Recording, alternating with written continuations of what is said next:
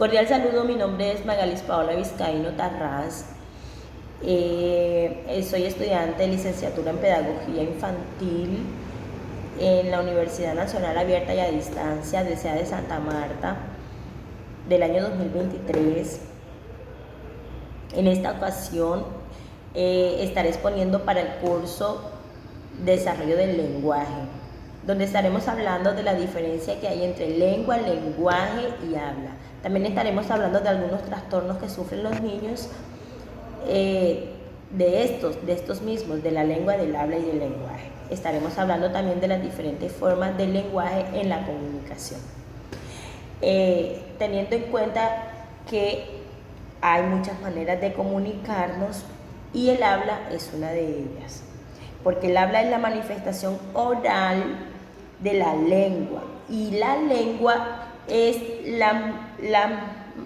el conjunto de signos verbales o escritos o gestuales que nosotros utilizamos para comunicarnos.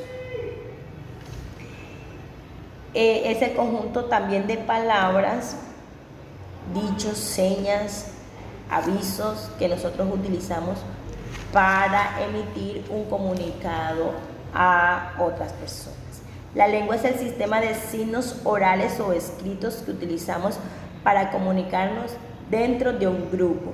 Ahora bien, el lenguaje, por su parte, es la capacidad de todos los seres humanos de comunicarnos mediante signos para expresar nuestros sentimientos.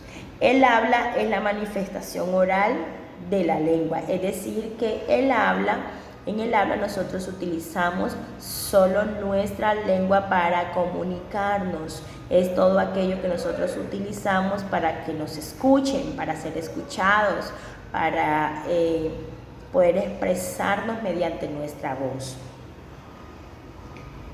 Existen algunos trastornos del lenguaje y el habla, como lo son problemas para entender lo que dicen otras personas. Algunos niños padecen de pronto de este trastorno, que es el lenguaje receptivo, es decir, los niños no entienden lo que otras personas quieren expresarles. Esto se debe a que a veces no escuchan bien, tienen problemas auditivos, y también se debe a que no entienden el significado de algunas palabras. También hay problemas para comunicar los pensamientos, es decir, hay niños que tienen dificultad para comunicarse y expresar lo que sienten. Esto se debe a que no saben las palabras que deben usar para comunicarlo, también no saben cómo combinar algunas palabras o algunos sonidos. También puede pasar porque no saben las palabras que deben usar o saben las palabras que deben usar, pero no la pueden expresar. Tienen dificultades en su lengua para poder expresarlas. Algunos trastornos del lenguaje y el habla están asociados o algunos están también por sí solos. Es decir, que algunos niños pueden padecer trastornos del habla o algunos pueden padecer trastornos del lenguaje. Algunos pueden padecer ambos.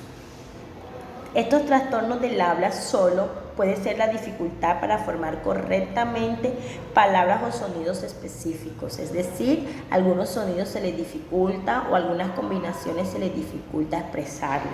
También es la dificultad para hacer que las palabras o las oraciones fluyan sin problemas, como lo hacen los tartamudos. Estos son problemas directamente del habla.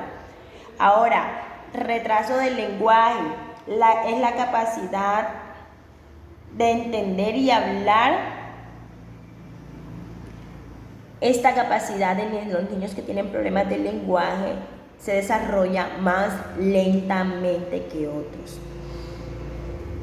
Algunos trastornos del lenguaje son afasia, que es la dificultad de entender y hablar por parte del lenguaje debido a una lesión del cerebro. Pueden tener problemas en el cerebro o de la manera como funcionan, es decir, algunos niños que tienen retrasos mentales pueden padecer de afasia.